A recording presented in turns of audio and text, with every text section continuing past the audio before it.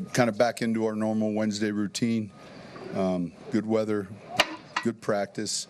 Any questions? Sean, since you didn't have a chance to talk to the team on Saturday, what was the messaging Monday when you had that? Listen, they were good, and obviously, these guys can communicate so much quicker now. Spoke to them, right prior. Surgery went well, all those things. And so, all the players individually, had their own, I'm sure, visit with them. Sean, when you have a player that hasn't played on the field for as long as Skinny has in game-type situations, how do you approximate in a week's time the speed that you have to play at in a playoff game? Well, they practice at that speed, and it's happened before, and you can't. I mean, it's happened to me a number of times, and he's a veteran, like real good decision maker, good arm strength, and so he's seeing a real good defense each week, and there's X amount of routes teams run, and so I mean, and then it's putting the plan together accordingly.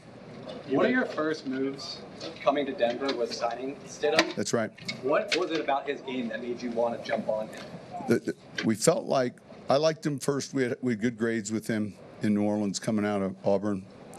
New England drafted him. And then when you see a move where Josh goes to become the head coach and then you see a transaction, and I have a lot of respect for Josh and I knew that he liked him. And so he really played well in that 49er game, against a real good defense. And so that's when we became aggressive. Is there a practice change? Say it again. Did you change much or anything about the offense with Stidham? We'll see. Yeah, I mean, there's certain things. We always do that with our personnel. Is there a realistic chance J.K. Dobbins is back this weekend? I won't comment on that. Well, what's it taking just for him to even, I won't comment on any injury. What have you seen out of Stidham this week? We just had our first practice. It went well. Meetings, have you seen him attack the week any differently? Or? No, he's a pro. He's really in tune to it. To answer your question, there was an extra day because we played Saturday. Sunday we had extra time on New England. Then Monday, then Davis. As soon as things are going into the plan, they get emailed to the quarterback room. And so I would say he, along with Sam and Ben, are getting the game plan like real time. Like if we, like last night, are doing base. Once we finish discussing a play, a run or a pass, and we put a dot on it, like right away, and this is so much different than 10 years ago, right away, that play gets sent to these guys. Like it's got dotted, it's in, and where, like in the old days, at the end of the night, you'd send an email, they'd get it all. And so,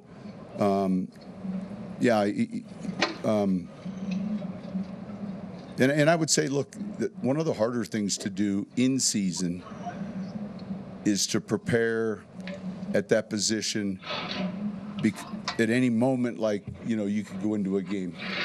You know what I mean? And so that, and it's hard because you don't often get reps with the, and now he takes all those reps against the defense. Obviously now he's getting all the reps with the offense, but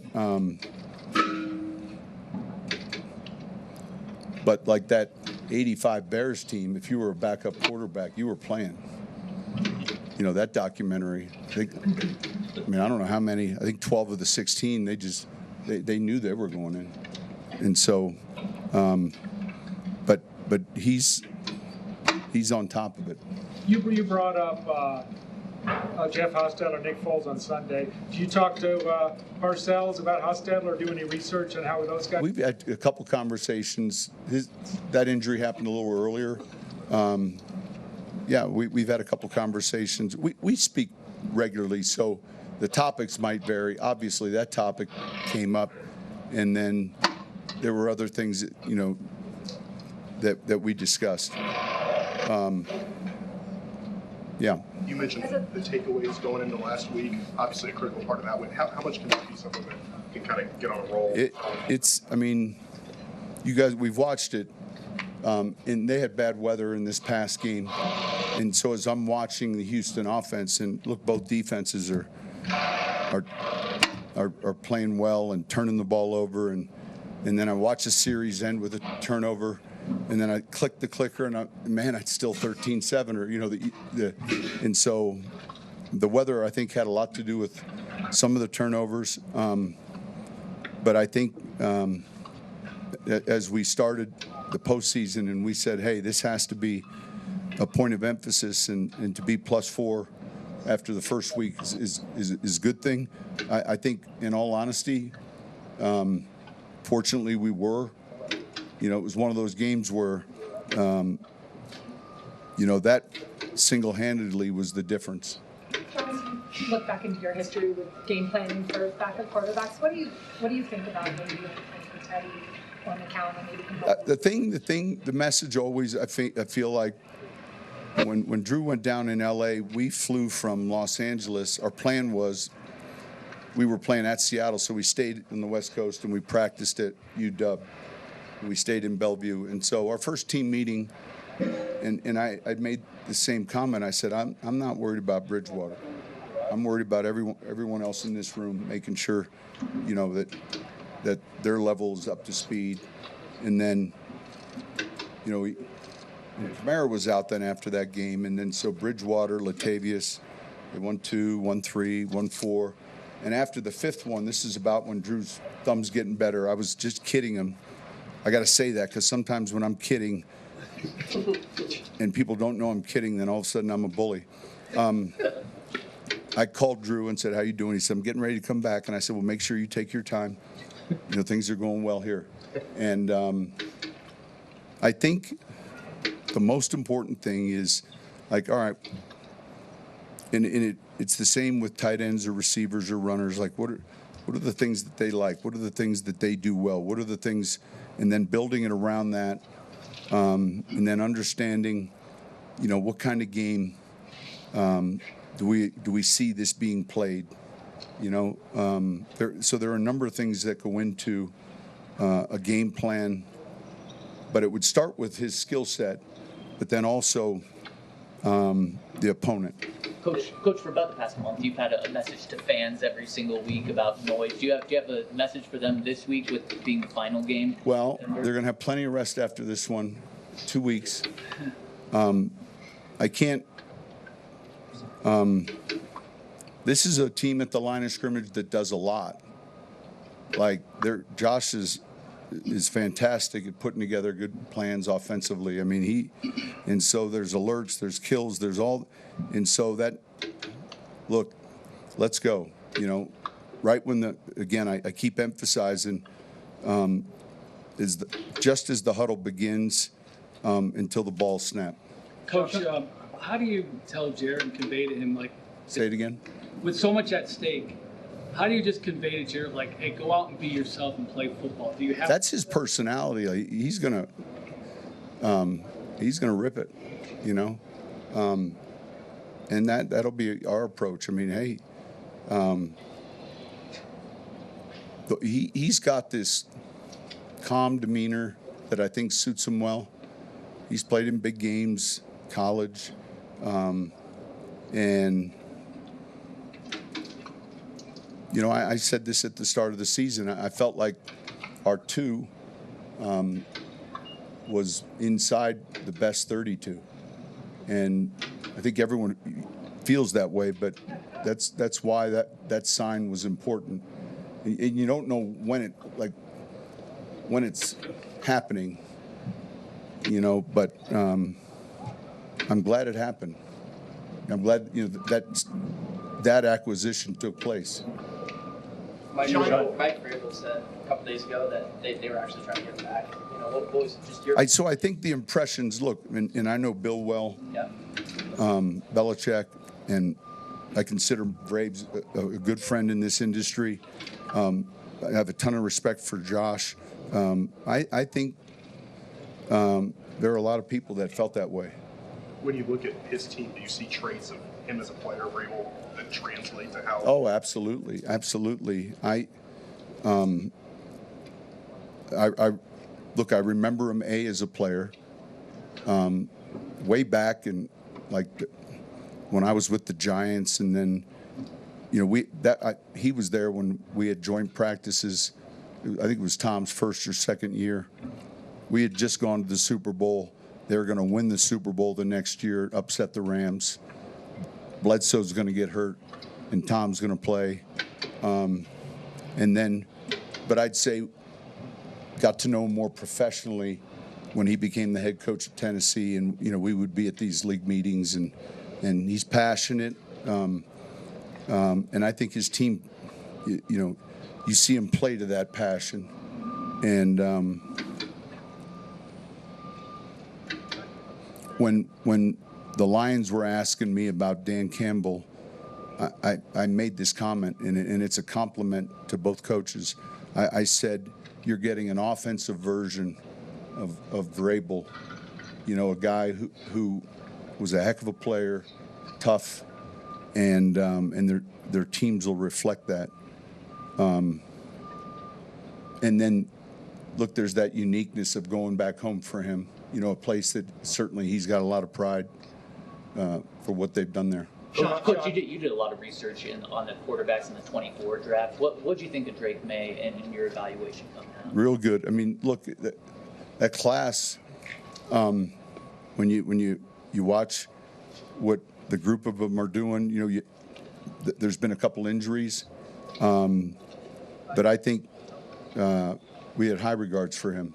Sean, RJ's 24-yard catch and run on the game-winning drive in overtime, his ability to kind of make those plays in space, how significant? You saw it in film. Now they didn't. His senior year, they threw it to him more, but there's times where he's like maybe the ball's dumped to him, the defender has an angle, and so he has that make you miss, and I would say that balance, that short area quickness. That makes him effective, ball in hand as a receiver. Sean, you've mentioned Josh McDaniels a couple times. People talk about you and Andy as play callers, or Kyle and McVay and their tree. Josh doesn't maybe get brought up as much, but why do you think that is, and what do you think about him, the play caller? Well, forget the tree thing for a second, all right? And just, man, he's won a lot of Super Bowls, and I just know from quarterbacks that I've worked with, I know Josh well enough to know we study certain films. We study his film. When we look at league trends, there's certain offenses we'll look at.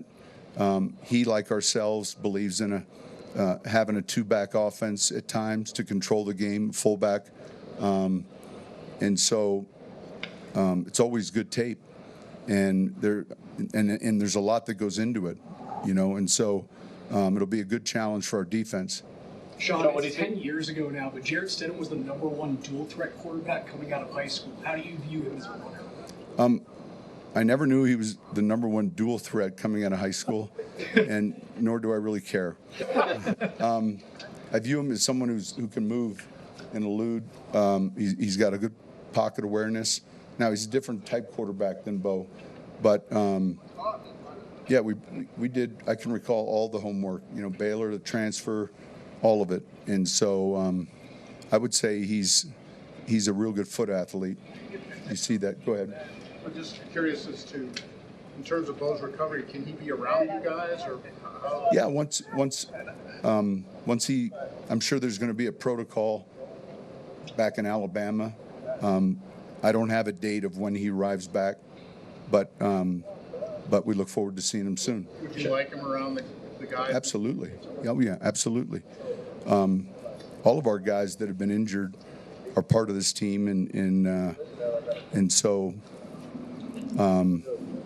yeah, sooner the better. Is he helping Jared at all this week, like virtually? Well, he just had surgery. Coach, He just had surgery. Yeah.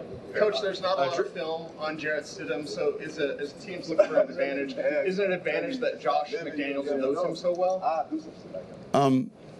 I think there's enough film, and certainly Josh knows him, and you know, I don't think it's this like we've never seen who this person, you know, and so it's what we do with him that's going to be most important. But certainly Josh knows him. He coached him, and you know, he and I have talked about him. Names were brought up earlier, but Hostetler and Foles obviously had the ultimate win, getting to the Super Bowl and winning. How can Jared look to follow in their footsteps, in your opinion?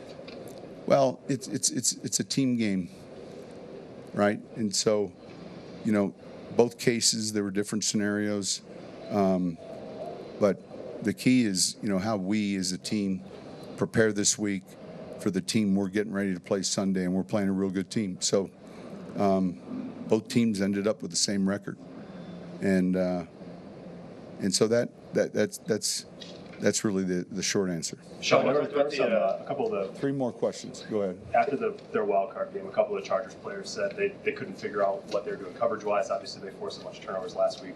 What is that? A strength of their defense, the disguise part of it, or how do you sort of? I think in the last 2 years, man, the Chargers. I mean, every week you put on film, and defenses have gotten so good at showing man.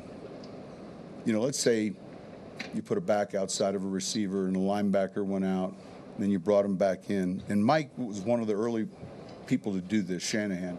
You know, he'd put a big body outside of a receiver, and then he'd see a safety or a linebacker. And back then it was, you know, right away man. And then you'll see that, and then they'll spin and play 2. And so it's this back and forth. How do we uncover man or zone? And that's a big point of tonight in 3rd down. Like, it starts with how can we uncover the coverages. And so I think a lot of teams in the last 2 or 3 years have gotten very apt at that. You don't want these always, you know, and so this is a team that does a good job with that, you know. They keep a top on the coverage. They got real good corners and safeties, and then extremely talented nickel. So how do you determine it? You know, there's different ways. You try to create movement, maybe, but that'll be a big study tonight. Sean, how can altitude and elevation affect the visitors and obviously being advanced? I just know how it affected us, and we didn't know what to do. So at the time, we were coming 2 days early, which was the worst thing to do. Then later, you know, getting here, finding, you know. So I don't really know. I know there's science to it, and so that's all I know. John, the way that things have played out the last few days, you've seen a lot in your career, but how unique just has it been both to Jarrett and the position that you're in, trying to do this as a play caller? There's nothing like it. I mean, they're just being, you know, advancing, you know, to this position. There's nothing like it. It's when your alarm clock goes off and you know you're eating faster because every minute. That's why I said 3 more questions. There's going to be 1 more after this because there's work to do. But I say that respectfully. But there's nothing like it when it's just ticking, and you're wanting to make sure you looked at every bit of film, that you haven't missed anything, and you're playing another good football team, and then you know what's at stake, and you know what's next, and so yeah, it's exciting. 1 more. Sean, what's been your impression of the leap that Drake made from year 1 to year 2? Really impressive. I think his decision making. One of the strengths with watching him is not only when he comes underneath, it's his touch underneath to the underneath throws. You know, sometimes those balls are 6 yards away from the halfback, and it's, you know, and then I wasn't aware. You know, he finished the season 4th in rushing yards behind, you know, the guys that we would expect near the top. So he's extremely fast, and those come from, you know, obviously pocket scrambles, but he can run, and that creates, you know, we had that challenge a week ago. It seems like every third week you have that challenge of someone that you have to make sure your pocket rush is on point. Thank you.